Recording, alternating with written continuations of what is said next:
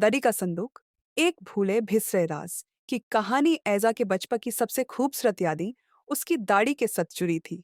हर रात जब वो दाढ़ी की गोड़ी में सर रख कर लेती, तो दाढ़ी एक नई कहानी सुनाती।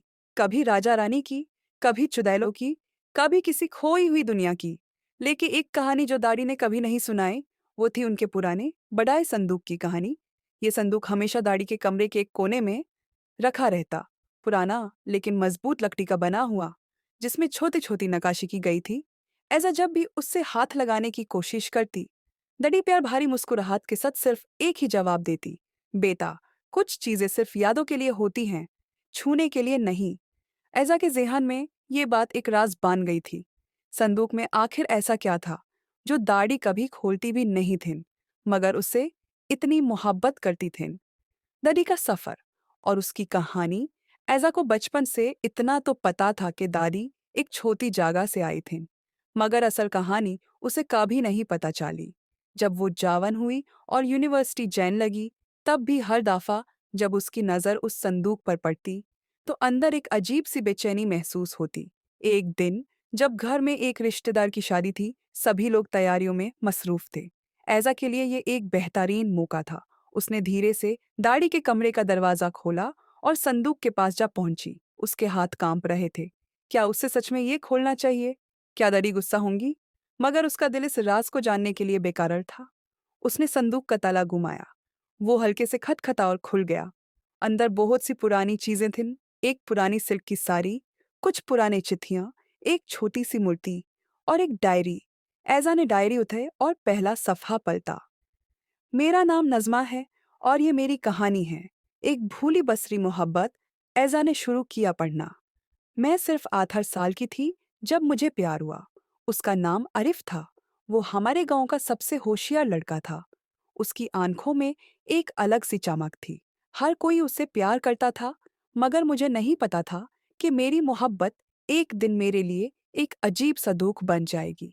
एक दिन जब बारिश हो रही थी, आरिफ ने मुझे बाजार में रोका और कहा, नज़मा, मुझे तुमसे ज़रूरी बात करनी है।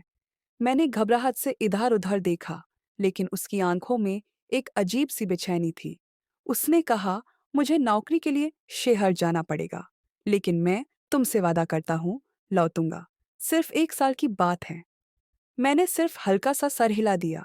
आरिफ मुस्कुराया और बोला, अगर तुम मेरी वकाई इंतजार करोगी, तो मुझे एक निशानी दो।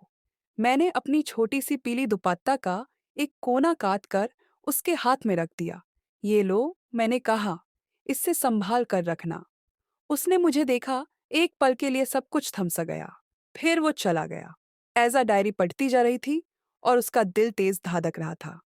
दड़ी ने कभी ये कहानी किसी से नहीं सुनाई थी, लेकिन फिर अगले सफ़े पर एक अजीब बात लिखी थी। लेकिन आरिफ लौट कर नहीं आया। 1 साल गुजार गया, फिर 2। उसके घर वालों ने कहा कि वो शहर में खो गया। कोई नहीं जानता था कि वो कहाँ गया। मैंने इंतज़ार किया, मगर फिर मुझे मेरी शादी के लिए मजबूर किया गया। मैंने मना कर दिया, लेकिन इस दुनिया में एक लड़की की कोई नहीं सुनता। मुझे एक नए घर में भेज दिया गया, एक नए इंसान के साथ। लेकिन मेरे दिल में आरिफ का इंतज़ार था। मैंने अपना पीला दुपट्टा संभाल कर रखा और उसकी यादों को भी। लेकिन वो दिन कभी ने नहीं आया जब आरिफ वापस लौटता। ऐजा के आंसू बहने लगे। उसने संदूक में देखा और एक छोटी सी कपड़े की पुरानी गाथरी मिली। जब उसने खोली, तो अंदर एक बहुत पुरानी पीली सी कपड़े का टुकड़ा था। दरी ने अपनी याद को जिंदा रखा था। हर कोई उन्हें एक मजबूत औरत समझता था, मगर उनके दिल में एक कहानी थी जो उन्होंने कभी किसी से नहीं कही। आखिरी सफ़ा। ऐजा ने डायरी का आखिरी सफ़ा खोला। सिर्फ एक जुमला लिखा था, कुछ मोहब्बतें मुकम्मल नहीं होती, मगर इसका मतलब ये नहीं कि वो सच्ची नहीं थी। ऐजा ने संदूक धीरे से बंद कर दिया। उसने अपनी दाढ़ी की यादों को संभालने का इरादा कर लिया। अब उसके लिए ये सिर्फ एक पुराना संदूक नहीं था, बल्कि एक कहानी थी जो सिर्फ दाढ़ी की थी। एक ऐसी कहानी जो जमाने के समझ से बाहर थी, मगर एक सच्चाई थी जो सिर्फ मोहब्बत समझ सकती थी।